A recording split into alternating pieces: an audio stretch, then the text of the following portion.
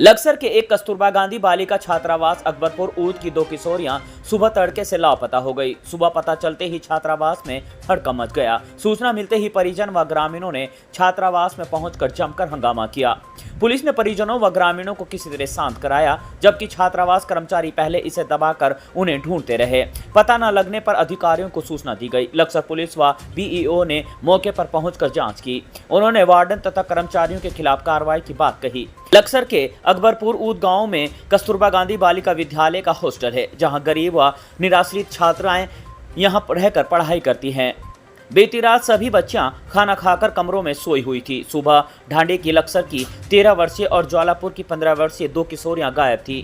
दूसरी छात्राओं ने हॉस्टल की महिला कर्मचारियों को बताया तो उनके होश उड़ गए। उन्होंने छात्रावास परिसर व शौचालय में देखा पर वे नहीं मिली। फिर भी पता न चलने पर मजबूरी में अधिकारियों को सूचना दी गई। सूचना पर बीईओ विनोद कुमार ने बीआरसी राजवीर के साथ हॉस्टल पहुंचकर जांच की। उन्होंने बताया है कि शुरुआती जांच में हॉस्टल कर्मचारियों की लापरवाही सामने आई है। उन पर विभागीय कार्रवाई की संस्तुति जिले को भेज दी जा रही है। उधर लापता ज्वालापुर किशोरी के परिजनों ने नक्सर कोतवाली में तहरीर दी है। पुलिस ने भी दोनों बच्चियों की तलाश शुरू कर दी है। वहीं परिजनों ने हॉस्टल वार्डन व भोजन माता पर किशोरियों को मिली भगत कर उनको गायब करने का आरोप भी लगाया है। 8 बजे फ़ोन आया मैडम का हमारे पास। मैडम ये बोल रही कि बच्चा आपका स्कूल में नहीं है, चले गया। मैंने कब गया कि सुबह ही चलेगा 6:30। मैंने ऐसे कैसे आपने जाने दिया, जब एकदम सख्ताई है कि पता नहीं, मैं तो थी नहीं, ऐसे ऐसे बोली। फिर हम आए स्कूल में, देखा तो यहाँ है ही नहीं। ये जो यहाँ पे काम वगैरह करती हैं, आया वगैरह है, वो बोल रही कि यहाँ पे तो है ही नहीं। मैंने कि तुम कहाँ थे? बोली कि हम तो यहीं थे। और ऊपर से मेरे पति के साथ उन्होंने बदतमीजी करी। वो बोली कि नहीं ऐसा कुछ नहीं है, वो मतलब लापरवाही करती हैं। वो कई बार ऐसे हो चुका है स्कूल में। यहाँ पे शिकायत किया आपने? कई बार बोला मैंने कि बाबू तू 10वीं पढ़ ले, तू मत जाइयो वहाँ पे पढ़ने के लिए। पुलिस मतलब आई है? पुलिस आई है। अब देखते हैं क्या होगा। मतलब ये समाधान नहीं, बिल्कुल भी कुछ नहीं बता रही है। इन्हीं का ही हाथ है।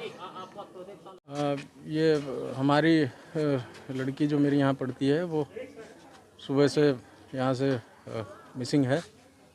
तो हम लोग आए हैं, पता कर रहे हैं क्या है।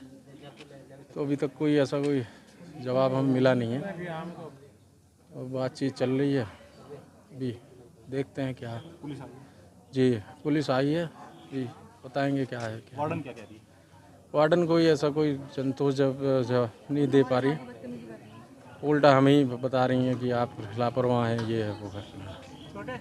क्योंकि मेरे पास भी सुबह सुबह फ़ोन आया है वार्डन का, और मेरे संज्ञान में भी आया है कि 2 बालिकाएं जो है यहाँ से सवेरे तक तो यहाँ पे थी, लेकिन सवेरे से जो है वो अभी यहाँ पे नहीं मिल रही है हमारे को, क्योंकि विद्यालय यहीं पे नज़दीक है, उन्होंने विद्यालय जाना था, वो विद्यालय नहीं गई है। तो ये मामला है। और मैं भी इसमें, क्योंकि अभिभावक जो उनके हैं, माँ बाप हैं, वो भी आ गए हैं विद्यालय में, तो हम इस तरह की संभावना भी देख रहे हैं कि हो सकता है कि वो यहाँ से घर चली गई हों।